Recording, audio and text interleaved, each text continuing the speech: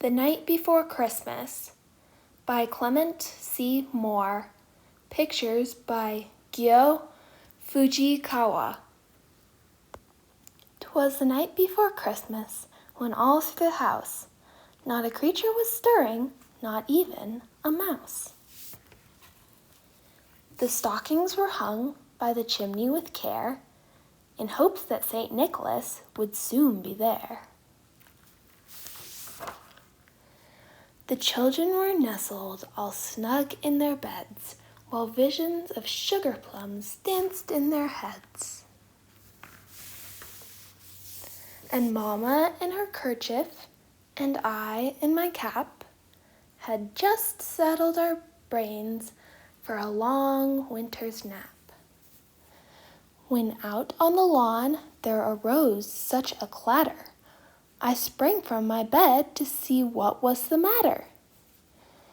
Away to the window I flew like a flash, tore open the shutters and threw up the sash. The moon on the breast of the new fallen snow gave luster of midday to objects below. When what to my wondering eyes should appear but a miniature sleigh and 8 tiny reindeer, with a little old driver so lively and quick, I knew in a moment it must be Saint Nick. More rapid than eagles, his coursers they came, and he whistled and shouted and called them by name. Now Dasher, now Dancer, now Prancer and Vixen, on Comet, on Cupid, on Donder and Blitzen. To the top of the porch, to the top of the wall, now dash away, dash away, dash away all.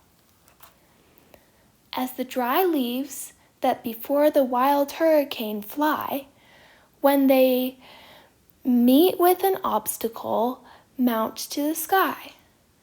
So up to the housetop the coursers they flew, with a sleigh full of toys and St. Nicholas too.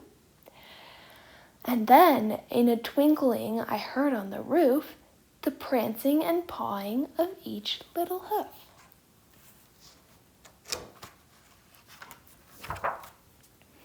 As I drew in my head and I was turning around, down the chimney St. Nicholas came with a bound. He was dressed all in fur from his head to his foot, and his clothes were all tarnished with ashes and soot. A bundle of toys he had flung on his back, and he looked like a peddler just opening his pack. His eyes, how they twinkled, his dimples, how merry, his cheeks were like roses, his nose like a cherry. His droll little mouth was drawn up like a bow, and a beard on his chin was as white as the snow. The stump of a pipe he held tight in his teeth, and the smoke it encircled his head like a wreath. He had a broad face and a little round belly that shook when he laughed like a bowl full of jelly. He was chubby and plump, a right jolly old elf, and I laughed when I saw him in spite of myself.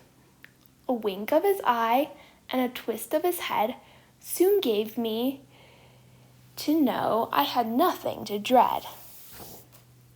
He spoke not a word, but went straight to his work, and filled all the stockings, then turned with a jerk, and laying his finger aside of his nose, and giving a nod, up the chimney he rose.